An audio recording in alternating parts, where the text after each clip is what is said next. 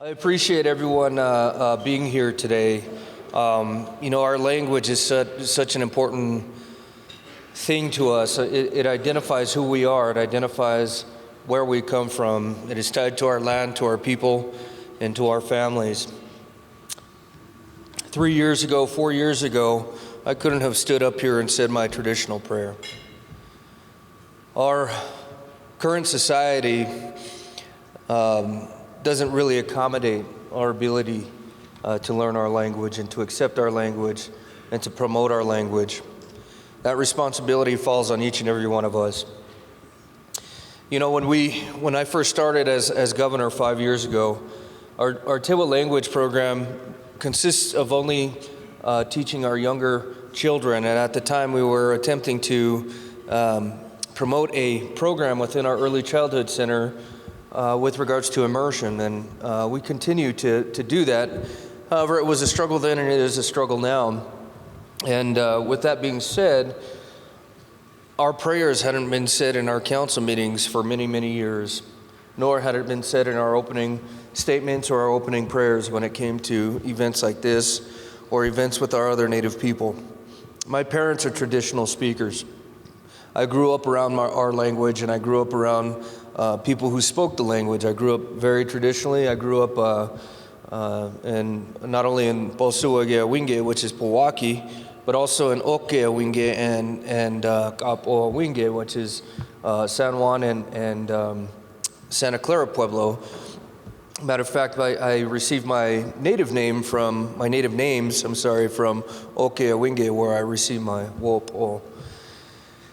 And so with that being said, as I was growing up, it became more and more difficult to retain the language. And I remember quite a bit of it from when I was a kid, but I was always afraid to speak it. And I was always afraid to get up in front of a crowd and to do a prayer or to express or otherwise communicate with other people with my language. It's a very tricky thing, and sometimes I felt ashamed to want to say something or to want to speak. I was blessed with a great godfather,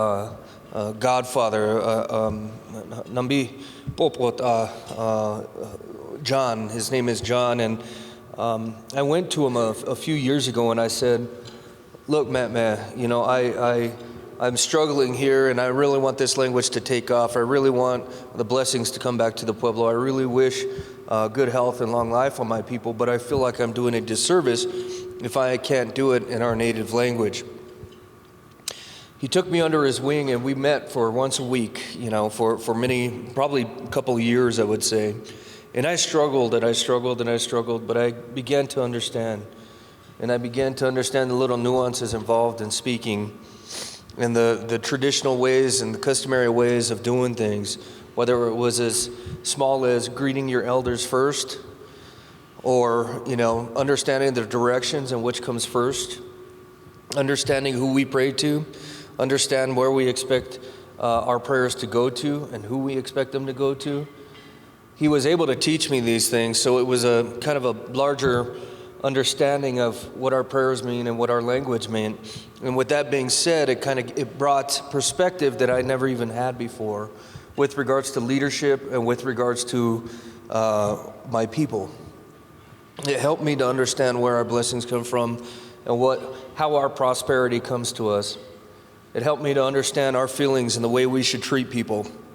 It helped me to understand what feelings we should have when we're doing our prayers. It helped me to understand how I interact with each and every one of our people. It helped me to understand that respect is always the number one priority with regards to our interaction with each other. And so I remember that not only when I'm speaking English, but also when I'm doing my prayers and I'm speaking back and forth with other people who understand my language.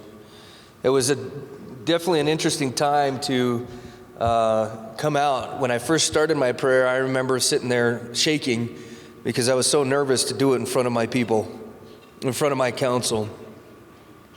But I did it anyway, and that's where it starts. That's where it starts. As scary as it was, as nervous as I was, I went ahead and I moved forward with our blessings. And at that time, I felt our spirits and our ancestors, maybe now they could understand me. Maybe now they can understand that we were asking for blessings and that we were asking for prayers and that we were also giving prayers to others. And so I ask that each and every one of you be willing to take that step. Those who are speakers, those who understand your languages, those who can speak your languages, take someone under your wing. Take someone like me under your wing. Someone who doesn't understand but who is willing, who is curious.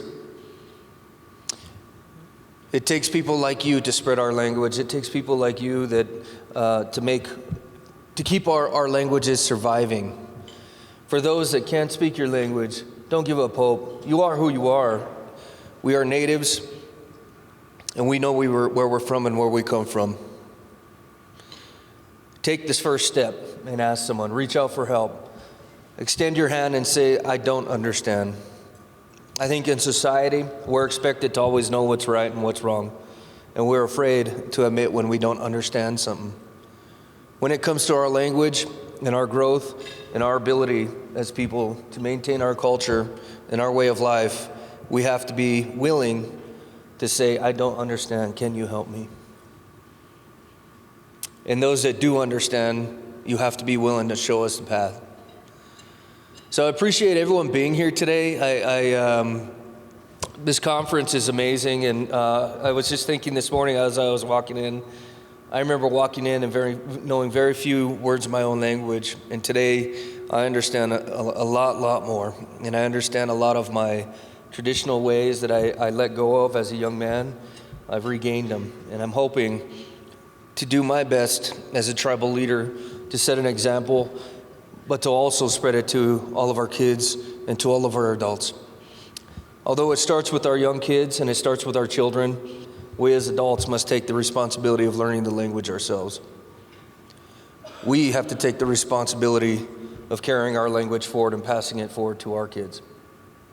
So with that, I just want to express my appreciation to all of you for being here today, and your courage, your tenacity, your willingness to pass your language forward, whatever that may be, whether it's Tewa, Toa, Tiwa, Koris, Navajo, Apache. Our languages are all equally important.